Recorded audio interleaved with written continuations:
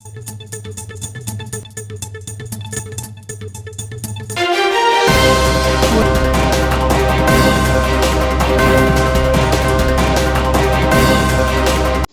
भी हम लोग इशू उठाना चाहते हैं, प्रेजेंट सिनेरियोज में जितने भी इश्यूज है, आप लोगों के माध्यम से वो प्रॉपर प्लेसेस पर पहुंच जाते हैं। आज हम पार्टी में एक रिशेपिंग कर रहे हैं पूरी पार्टी में। बशारत साहब है हमारे साथ में, जिनको पार्टी का स्टेट वर्किंग प्रेसिडेंट बनाया गया है। तो बशारत भाई के साथ में हमारे साथ हमीद साहब बैठे हैं, पार्टी के स्टेट जनरल सेक्रेटरी पुराने ही साथी है। नज़ीर साहब है, पार्टी के नेशनल सेक्रेटरी है, JNK में हमारे साथ भी देखते हैं। पार्टी के शबनम साहब है, ये बहुत अच्छे आर्टिस्ट भी है और SC ST के भी स्टेट प्रेसिडेंट है, और उसके साथ में स्टेट बॉडी में भी इनको हम साथ में ला रहे हैं। हमारे पार्टी के काउंसलर है आरिफ बाबा जी, पार्टी के सीनियर वाइस प्रेसिडेंट है करीम साहब, वनीता चांदपुरी जी है, हमारी छोटी बहन है, पार्टी की नेशनल वाइस प्रेसिडेंट है। इसके साथ में हमारे पार्टी के यूथ के स्टेट प्रेसिडेंट है माजिद भाई, माजिद डार साहब। फैजल जी है, he is looking after my whole work. और पार्टी के हमारे जो बाकी डिस्ट्रिक्टों के प्रेसिडेंट है, जिनके मैं आपको नाम बता देता हूँ।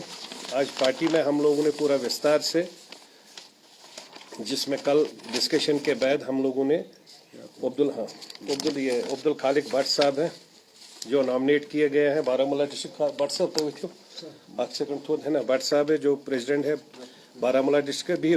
गुलाम नबी डार साहब है जो बांडीपुरा से हैं।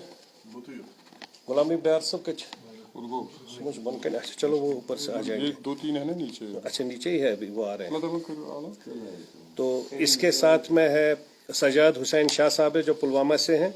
शबीर अहमद गने जी है जिनको नॉमिनेट किया है डिस्ट्रिक्ट प्रेसिडेंट अनंतनाग, है ना। उसके बाद बशारत भाई तो यहाँ साथ में है। माजिद डार साहब, आप भी अपना चेहरा दिखाइए। और पार्टी ने शबीर साहब को हमने, हाँ शबीर साहब है हमारा जो कुलगाम से है। शबीर अहमद गने जी है जो फ्रॉम कुलगाम से है। और मोहम्मद अब्बास जो है शुपियन से है। वहीद अहमद कुमार जो है नॉमिनेट किया है डिस्ट्रिक्ट प्रेसिडेंट अनंतनाग से। हाँ वहीद जी ये रहे साथ में। और पार्टी में प्रॉपर तरीके से ग्राउंड जीरो पर काम करने के लिए एक पार्टी की प्रोसेस चेंज की गई है। और पार्टी ने एक टफ डिसीजन लिया गया है, जिसमें हमारे पार्टी के एंटी पार्टी एक्टिविटी को करने के लिए हमारे पार्टी के एजाज अहमद सोफी को पार्टी से 5 साल के लिए सस्पेंड किया गया है।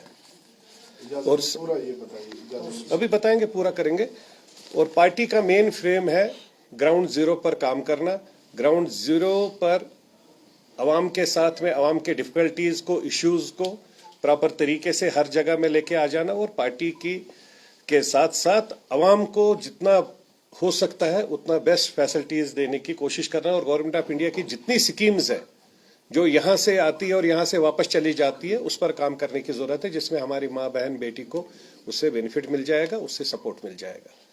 तो ये आज हमने फॉर्मेट किया है, और आज के बाद हम बशारत भाई के माध्यम से पार्टी प्रॉपर तरीके से इनको प्रॉपरली अथोराइज किया गया है। हमारे राष्ट्रीय अध्यक्ष और ऑनरेबल कैबिनेट मिनिस्टर जी से कल मेरी रात को बात हो गई है। उनके साथ बात करने के बाद बशारत जी को इनके हाथ में पार्टी की कमांड दी गई है स्टेट की, जो स्टेट वर्किंग प्रेसिडेंट है। और जब मंत्री जी यहाँ पर आएंगे उस वक्त के प्रोग्राम के बाद फुल फ्लेज्ड कमांड दी जाएगी। सर साहब ये बताएगा, आपने एजाज अहमद सोफी की बात की है, वो क्या है और पार्टी ने उनको एक्सपेल क्यों किया 5 साल के लिए? और दूसरा ये कि अगर आपके पास स्टेट में प्रेसिडेंट है तो वर्किंग प्रेसिडेंट की क्या जरूरत पड़ी आपको? आपने 2 सवाल पूछे। पहला पूछा एजाज अहमद सोफी का। एजाज अहमद सोफी जी को पार्टी ने काउंसलर बनाया। काउंसलर बनाने के बाद अगर पार्टी का कैंडिडेट ये सोचे कि वो पार्टी से बड़ा हो गया है, तो पार्टी को उन सब चीजों की फर्क नहीं पड़ती है। पार्टी MLA भी बनाती है, MP भी बनाती है, काउंसलर भी बनाती है, पंच सरपंच भी बनाती है। कोई पार्टी से ऊपर नहीं होता है।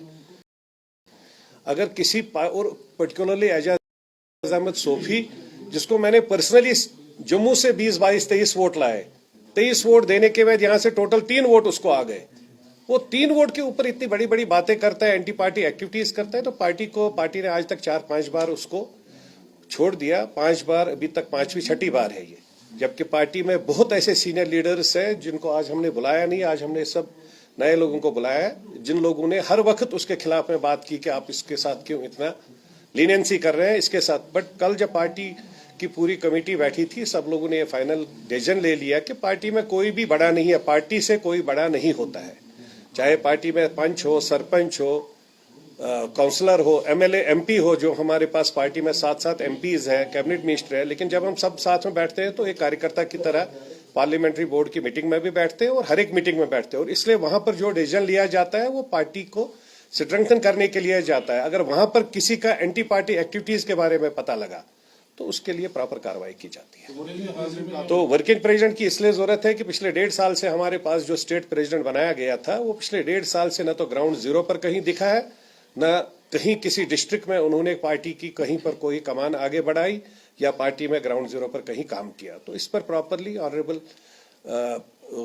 मिनिस्टर ओब्लिक नेशनल प्रेसिडेंट से प्रॉपर तरीके से बात हो गई। और myself being a national general secretary as well as सब incharge to Jammu Kashmir, so we have taken this decision. Sahil Bashir साहब आपके साथ तो उसी की बात मैं कर रहा हूँ, उसी सर के ये लिए मैंने बताएगा बोला। कि आप बीजेपी के साथ अलायंस था, लेकिन वो अलायंस कहीं ना कहीं अब टूट गया है, तो ये बताएगा कि अब आगे लाहेअमल क्या रहेगा? हमारा अलायंस नेशनल अलायंस है, जेएनके में हमारा आज तक कभी अलायंस हुआ नहीं है। नेशनल अलायंस, नेशनल अलायंस अभी है हमारा, कहाँ टूट गया? हम लोग तो अलायंस पार्टनर्स है, हमारा कैबिनेट मिनिस्टर है, उनके साथ 7 एमपीज है।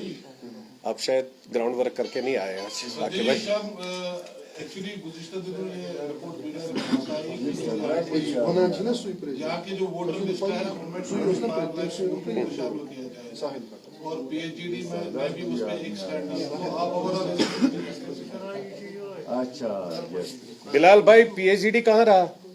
कल तो उमर साहब ने जो उनका आज की डेट में तो वर्किंग प्रेसिडेंट वही है, उन्होंने तो क्लियर कट बोला कि हम लोग अलग अलग लड़ेंगे। तो पीएचडी की तो बात, अब फारूक साहब तो फिर क्या, पहले वो बाप बेटा आपस में फाइनल तो करे कौन सही है कौन गलत है। अभी का तो है, कल का भी तो उसका बयान है, तो पहले वो बाप बेटे क्लियर करे आपस में, उसकी बात है। बाकी रही 25 लाख वोटर की बात है, constitution of India clear cut में ये दे रहा है, चाहे वो आर्टिकल 51 हो या 53 हो, 57 जो आर्टिकल हमारा जम्मू एंड कश्मीर का election commission of Jammu Kashmir था, उसको अगर हम लोग ले लेते हैं तो दैट वाज कंप्लीटली सेपरेट।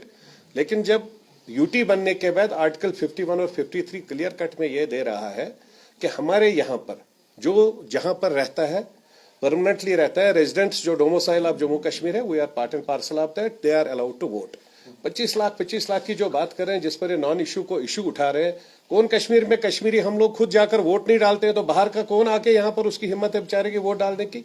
ये सब it is a non issue. I don't feel कि इसमें कोई ऐसी बात है जिसको हम लोग रिलेट करें और इसकी वजह से यहाँ माहौल खराब करें।